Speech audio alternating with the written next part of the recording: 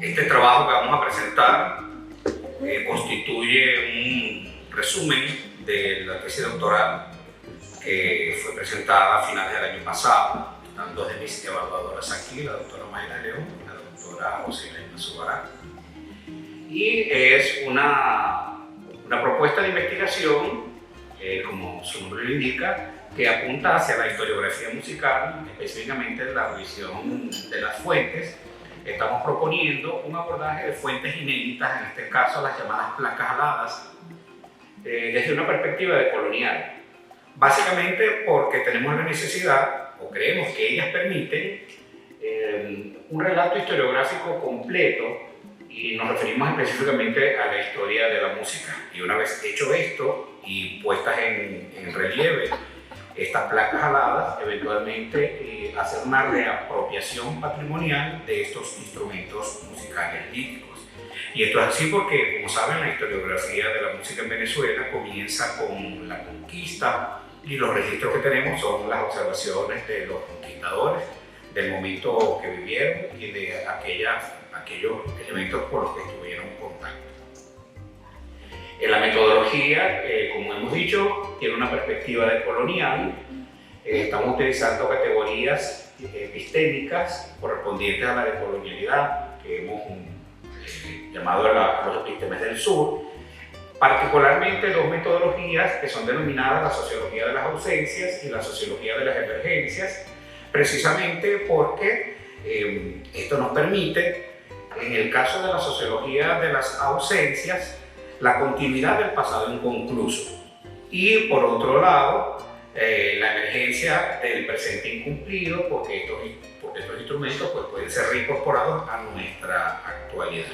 Voy a explicar con un poco más de detalle de qué manera se aplican estas metodologías decoloniales a la investigación. Siguiente lámina. ¿De dónde vienen estos datos? Esto parte de una información que se consiguió en esta revista de etnomusicología de 1884. Es un trabajo de Adolfo Ernst, como saben, iniciador del positivismo en Venezuela, fundador de la Biblioteca Nacional y un científico de mucho renombre. Como parte de la perspectiva decolonial, hemos hecho una crítica al expolio patrimonial, en tanto que estos hallazgos arqueológicos eran extraídos del país y llevados a museos de Berlín para su estudio y para su exposición al público. Y en esta revista hay una especie de debate en relación con esos dos instrumentos que pueden ver de aquel lado. Señalan en medio de la discusión los académicos alemanes que repetidamente aparece el tema de las láminas sonoras, que a ellos les despierta mucho interés, y aparece incluso en esta discusión una cita del barón de Humboldt, en la que dice que cuenta que recibió de los indios, cita textual, un fósil que sonaba con una claridad tal que las piedras cortadas antiguamente por los nativos en placas muy delgadas, perforadas en el medio y colgadas de un hilo, daban un sonido casi metálico cuando eran golpeadas por otro cuerpo. Claro, los investigadores insisten en la cualidad sonora de estos objetos porque principalmente habían sido abordados como objetos decorativos y se desechó la posibilidad de ser considerados y entendidos cabalmente como instrumentos musicales. Esos son los dibujos que aparecen en la revista. Eso fue lo que yo tuve inicialmente y de ahí partí. El primero de ellos es un arreglo con plegadores y el segundo es una concha de caracol llamado Strombusi. ¿Por qué la perspectiva decolonial? Bueno, en primer lugar porque como no tenía los instrumentos líticos no podía cumplir con un criterio fundamental de las ciencias de la modernidad, que es la exactitud, la veracidad, la confirmación. No tenía los instrumentos para medirlos, para pesarlos, para tocarlos, y desde ese punto de vista, pues la ciencia de la modernidad no me daba margen de trabajo.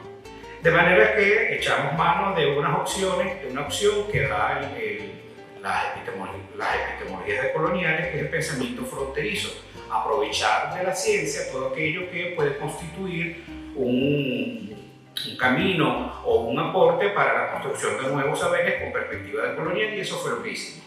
Comenzar a tomar estos datos etnográficos, comenzar a buscar esta información que proviene de la arqueología y de la antropología, que son ciencias convencionales, y extraer de ellas pues, la mayor cantidad de información posible para hacer una reconstrucción del uso que pudieron haber tenido estos objetos, porque como les dije, lo único que se tuvo inicialmente fue la referencia en esta revista de etnología.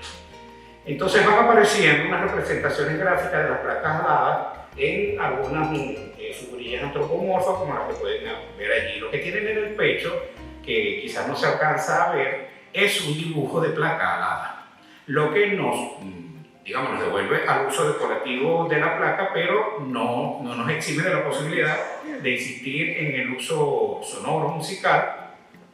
En el primer caso pueden ver una placa alada que aparece en uno de los enterramientos, de los muchos enterramientos que fueron encontrados en los Andes venezolanos. Estos, eran objetos que efectivamente se utilizaban para permitir la distinción social de algunos sujetos, pero que sigue teniendo pues, la posibilidad del uso sonoro. Y aquí ven una placa, en este caso no la tiene dibujada, la tiene inserta la figurita antropomorfa.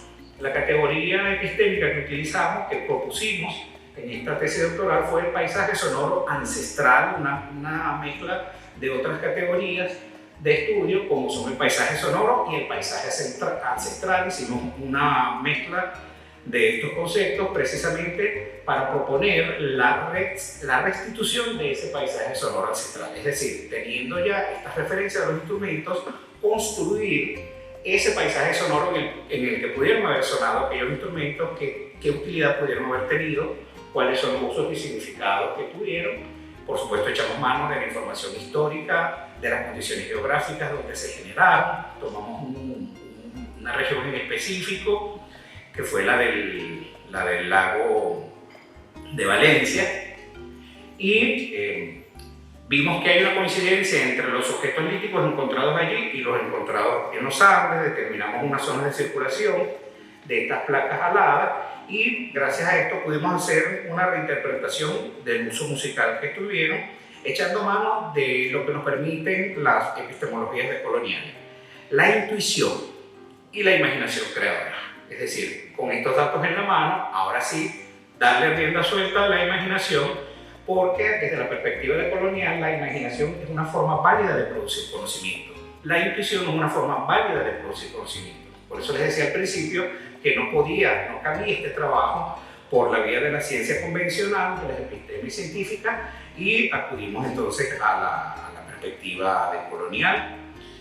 Aquí pueden ver cómo la placa alada que sale del Stromboliga pues tiene un proceso de elaboración. Sin embargo, también estamos hablando de placas aladas de piedra hechas de serpentinita, de jade y de jadeíta.